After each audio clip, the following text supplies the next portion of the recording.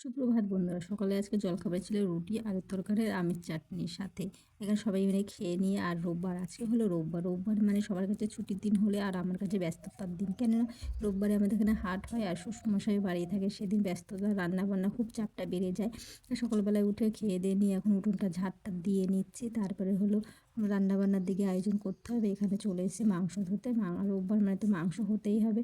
আর রোববার একটা দিন শ্বশুরমশাই বাড়ি থাকে, তারপরে বড়মশাই হাট থাকে, ফুচকার অনেক কাজ থাকে, তো খুব চাপের দিন কাটে। তার জন্যে মানে রোববারের দিন সবার ছুটি থাকলেও আমার ছুটি নেই কোনো।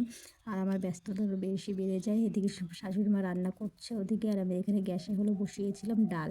কেননা ছেলে মেয়ের জন্য ডাল বসিয়েছিলাম। ওরা মাংস ঝাল ঝাল না খেতে চায় না, ডাল হলে একটু হয়। এদিকে রান্না বান্না সব কমপ্লিট হয়ে গেছে। ডাল আর মেয়ের জন্য কষা মাংস খেতে খুব ভালোবাসে, ওর জন্য তুলে রেখেছিল। আর এখানে চুনো মাছ দিয়ে টমেটো হয়েছে, আর হয়েছিল মাংস। তারপর বড় মশাই বাজার দিয়ে এসেছিলো, ফল নিয়ে এসেছিলো। এখানে হলো গরম পড়ে গেছে প্রচণ্ড, তার জন্য এখানে তরমুজ এনেছিল, লেবু এনেছিল, বেদানা এনেছিল, আঙ্গুর, আপেল এইসব এনেছিল। আর আজকে ঠাকুর ঘরটায় স্নান করে এসে ঠাকুরকে দিয়ে দিচ্ছে। আজকে নতুন ফল এনেছিল তরমুজ, সেটা দিয়েই ঠাকুরকে ভোগ দিলাম। আমার ভিডিও যদি ভালো লাগে চ্যানেলটিকে সাবস্ক্রাইব